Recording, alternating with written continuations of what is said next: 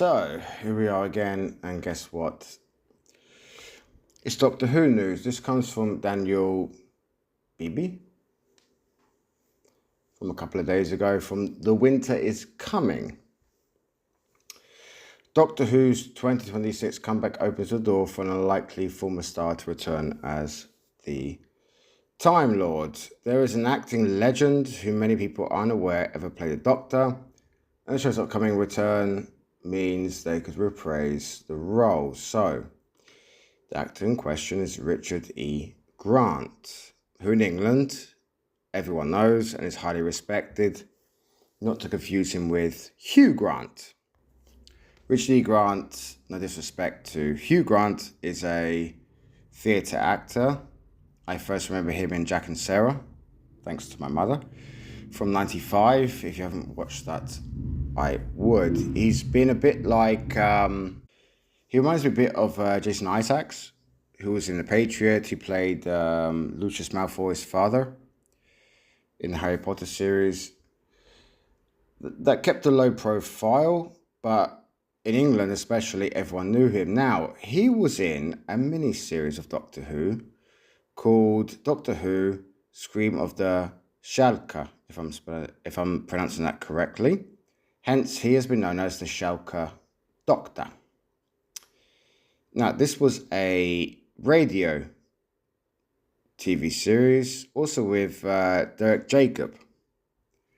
Those of you who are Doctor Who fans will know Derek Jacob played the Master in this miniseries, but also in Utopia, an episode with David Tennant, which for me is one of my favourite episodes. Now, I had not heard of this at all prior to this article. I knew it. I think he did a comedy sketch for Red Nose Day in the UK as the Doctor. But again, apart from that, I've not listened to this. I don't know. I might check it out, actually. However, again, Winter is Coming. I've never covered an article from them. I'm just curious as to why you think this is a good idea. If anyone, you bring back Paul McCann and you make a series in between when he becomes the War Doctor and after the Doctor Who the movie with Eric Roberts playing the Master. Again, that's just my opinion.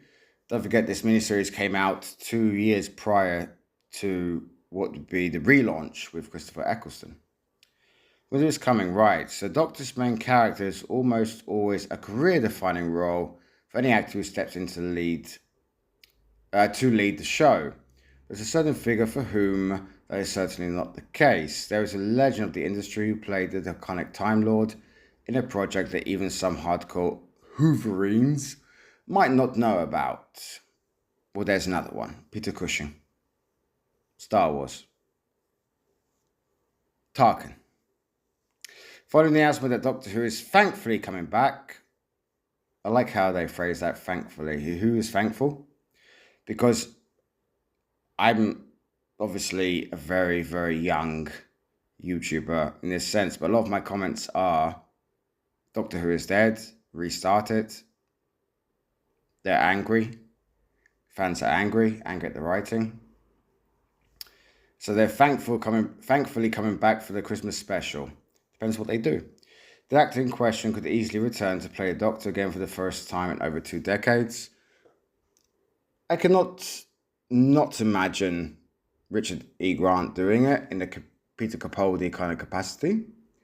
It should be noted at this point that showrunner Rusty Davies will be writing the script for the upcoming installment, but hasn't yet been announced whether he has decided who will be playing the Doctor. No actor could enter the fray, or perhaps familiar face could temporarily return. I suppose it's also possible that Billie Piper will be the star, but I'm still not ready to accept the strange regeneration twist that Mart Shuttergatwas exited the canon. So I loved the headline. I love to see Richard E. Grant's Shalka Doctor make a proper live action debut in 2026 special. Again, I'm actually not totally against this, but I'm actually more for, if you got to give a reboot, give it a little bit of time. I spoke about this, I'm sure, in previous videos. Like it did. It had, 16 years off air? Or make a mini-series with Paul McCann before his regeneration into the War Doctor. Or do little things, little specials here and there with different parts, different times that we don't know. I think it could work. Doctor Who was on the air when the show celebrated its 40th anniversary, but still found a way to mark the occasion. A 6-episode animated series called Scream of the Shalka was released. Oh, it was animated, sorry, not radio. Animated. Again, I have not heard of this. Weekly on the BBC website in late 2003, and Richard E. Grant voiced who was, at the time, the 9th Doctor. It was initially part of the main canon, but it was scrubbed from the continuity when Darius revived the show in 2005 because of Exodus as 9. See, I didn't know about this. So you could have made Richard E. Grant the War Doctor. Or you could have made him a part of it and then also brought in William Hartnell.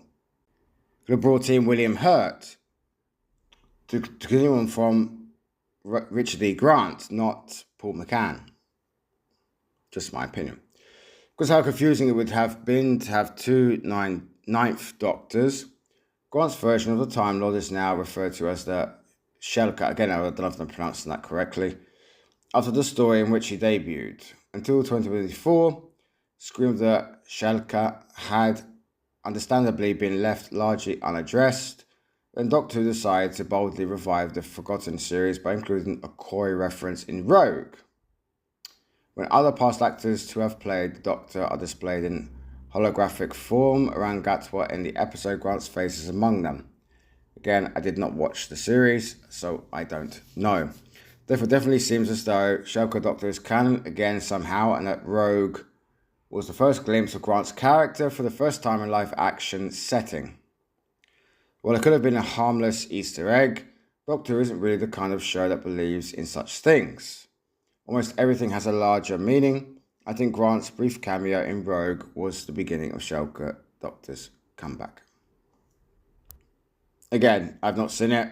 I don't care, to be honest. I mean, I'm doing this because this is something that I've not heard. It's quite different. That's why I'm covering it. Again, Richard E. Grant at the time, I think, would have been great. Again, in England, everyone knows who he is. Probably not in the States.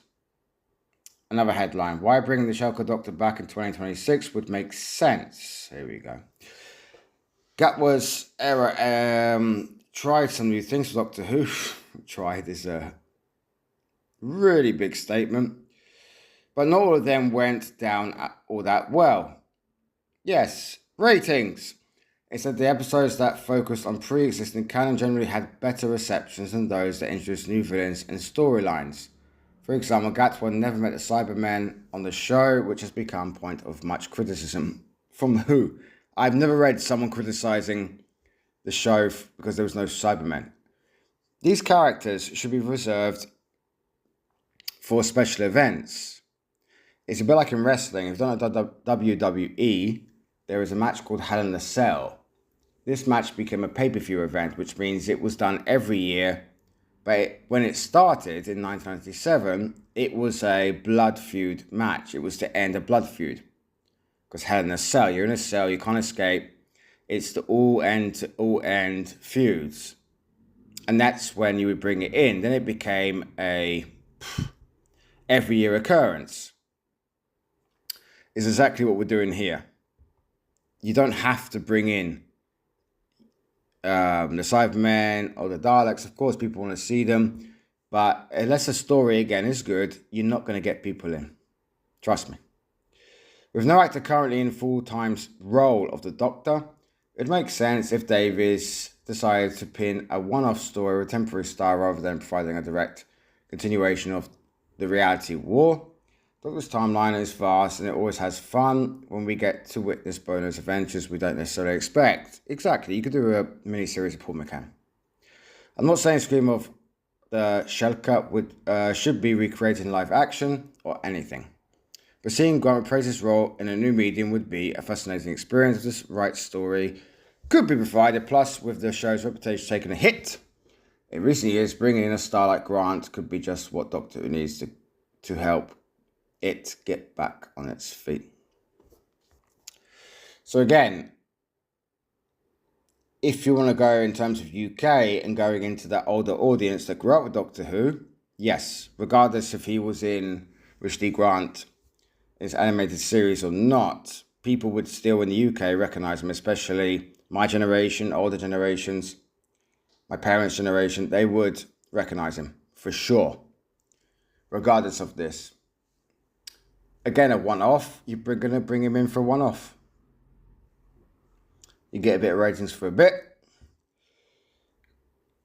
And then it would automatically, again, go down depending on what you're going to do next. As I said, I think take it off air, do the Christmas special, do something where the Doctor regenerates, you don't know who it's going to be, and leave it off air for 5 years, 2030. Bring it back maybe for 4 years. Do not mention Timeless Children, not mention the past. Go into it like they did in 2005. I think that's the best thing. I keep saying it. I think that's the best thing they can do. As I said, if you want to bring this in for a mini-series, you could do it with Richard E. Grant. He still can do it. Even if I think he's in his 60s, should be now. He can still do it like a Peter Capaldi Doctor.